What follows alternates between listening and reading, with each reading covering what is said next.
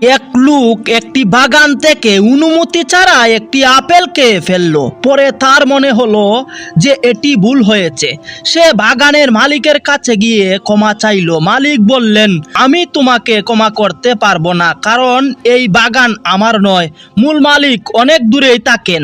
লোকটি সেই আসল মালিকের কাছে গিয়ে ক্ষমা চাইলো। মালিক শর্ত দিল, যদি লোকটি তার অন্ধ ও পঙ্গু মেয়েকে বিয়ে করে তবে সে ক্ষমা করবে। লোকটি আল্লাহর উপর ভরসা করে বিয়ে করতে রাজি হয়ে গেল। বিয়ের পর লোকটি অবাক হয়ে দেখলো তার স্ত্রী সম্পূর্ণ সুস্থ এবং সুন্দরী। আসলে তার শ্বশুর বলতে চেয়েছিলেন তার মেয়ে হারাম কিছু দেখে না, শুনে না এবং করেও না। এই গল্পের শিক্ষা, আল্লাহর জন্য তওবা করলে তিনি আমাদের জন্য উত্তম কিছু প্রস্তুত রাখেন।